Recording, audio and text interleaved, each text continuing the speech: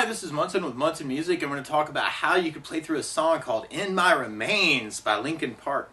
And it starts out with this cool little bass hit where you can play first fret on the low E string, and then third fret on the low E string, and then open A, and then second fret on the A, and then third fret on the A, and then we go back to open A, and then third fret on the low E string.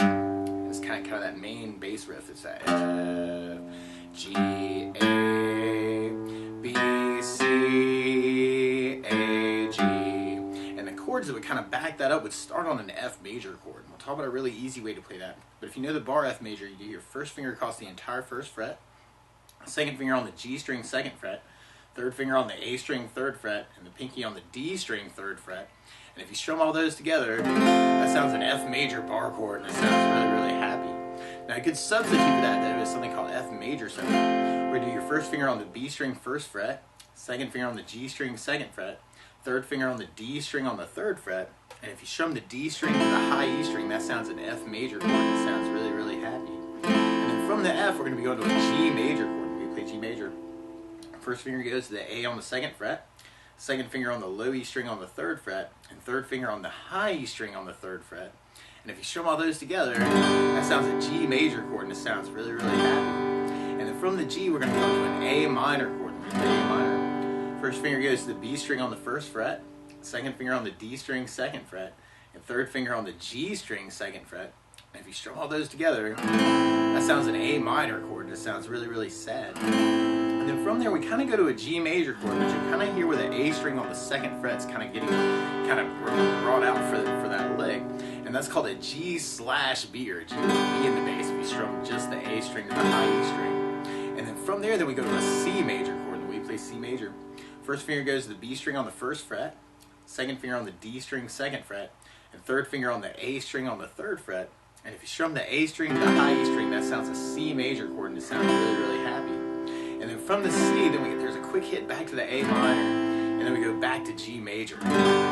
So through that intro part, which is also kind of our chorus, we'd have the F, G, A minor, G/B, C, A minor, G. But a lot of times with a song like this, though, to make it more interesting, I like adding something called a strum pattern. And one of my favorite strum patterns for a 4/4 like this is down, down, up, up, down, up. So we took the F and just tried that a lot. You'd have down, down, up, up, down, up, down, down, up, down, up, down, down, up, down, up. Now the weird part about applying that to our chorus is some of those chords only happen on the last down, up of the strum pattern.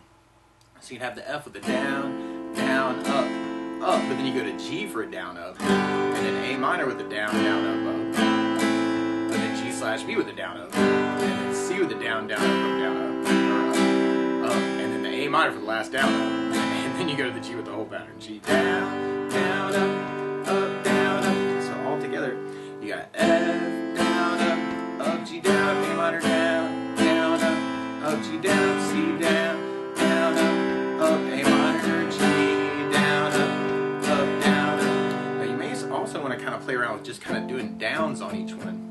And what you could do is you could even kind of do 3 downs on the F, 1 down on the G, and then later on in the song it really sounds like this. A minor, 2, 3, G/B, C, down, down, down, A minor, G, 2, 3, 4. So it's 3 hits on the F, 1 hit on the G, 3 hits on the A minor, 1 hit on the G, 3 hits on the C, and 1 hit on the A minor, and then the G with 4. So if you want to kind of follow that. Or a lot of times with a song like this, if I want it to sound really heavy, I'll kind of work downs and kind of work it almost like a muting thing. So if you take a sliver of the right hand and kind of put it down on top of the saddle, you may want to kind of try and follow the lick that way with the chord. So that could be kind of a cool way to kind of work it too. So we got kind of 6 downs on the F, 2 on the G, 6 on the A minor, 2 on the G, 6 on the C, 2 on the A minor, and then 8 on the G. So you want to think about using it that way too. And then from there, we'd be going into our verse part. And on our verse, we kind of do an A minor progression to an F, to a G major, and then to an A minor chord. And you could do that with kind of those downs if you wanted to keep it that way, kind of 8 downs on each of the chords. F, G, A minor. Or you could try try the down, down, up, and have A minor, down, up, down, up, F, down, up, down, up, G, down, down, up, A minor, down, up, down, up. Or something else that can be cool too is to add bass notes to that. So on the A minor, you have the A string for your bass.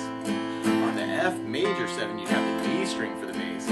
On the F bar, you'd have the low E for the bass. On the G, you'd have the low E string for the bass.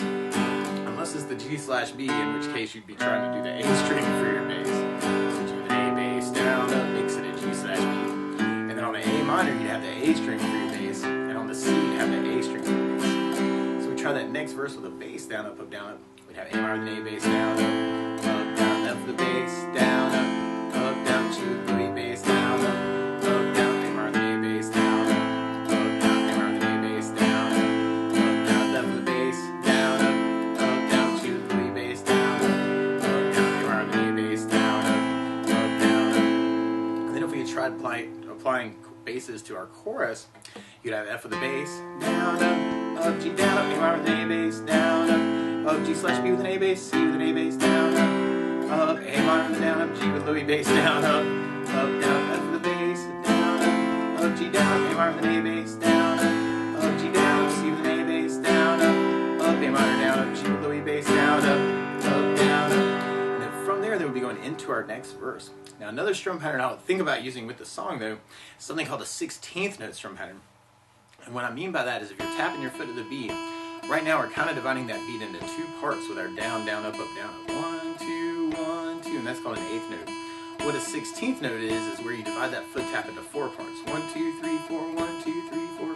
And one of my favorite 16th note strum patterns to work with is long down, down, down, up, down, down, up.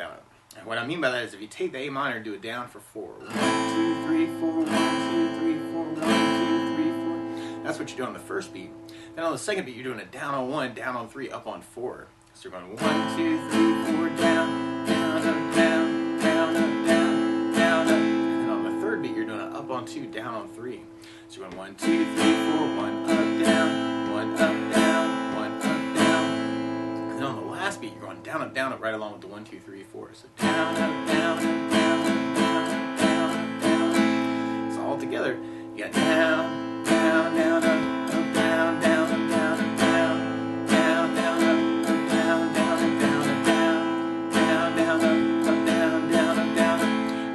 You could even throw in your basses on that and kind of work it as a bass. Down, down, up, down, down, up. So we try that through our next verse. You have A minor, then A bass, F the bass, down, down, up, down, down, down, C with low E bass, A minor, then A bass, A minor, then A bass, F the bass, down, down, up, down, down, down, C with low E bass, down, down, up.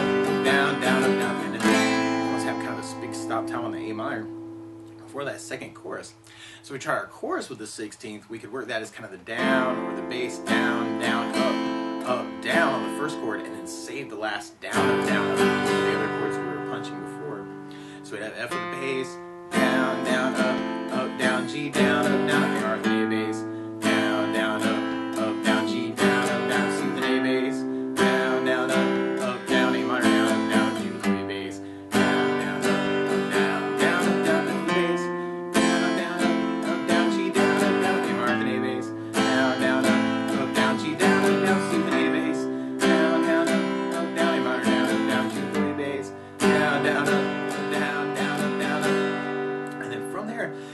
Into our bridge part, and our bridge kind of starts with an A minor vamp, and you'll hear it in the background. You may want to work kind of down through that, or you could strum through that. And then from there, then we go to F, and then A minor, and then a C, and then we go to a G major chord. We end up repeating that twice for our bridge.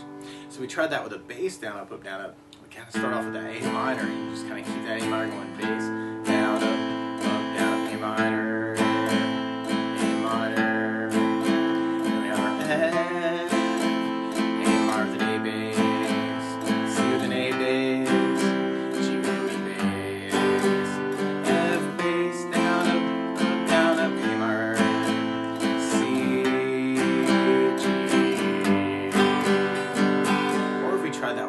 Our 16th bass pattern, we'd have A minor,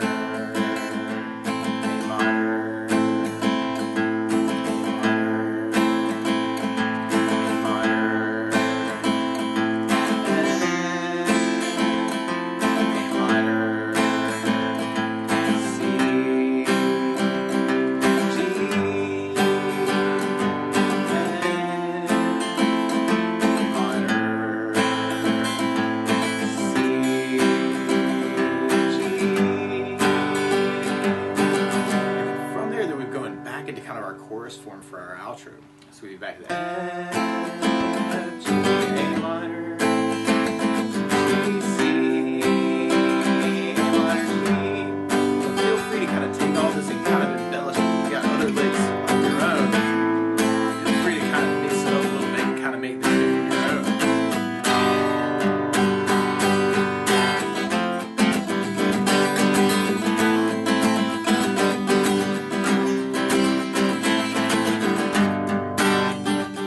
Extra basses or licks that you know can be kind of a cool thing.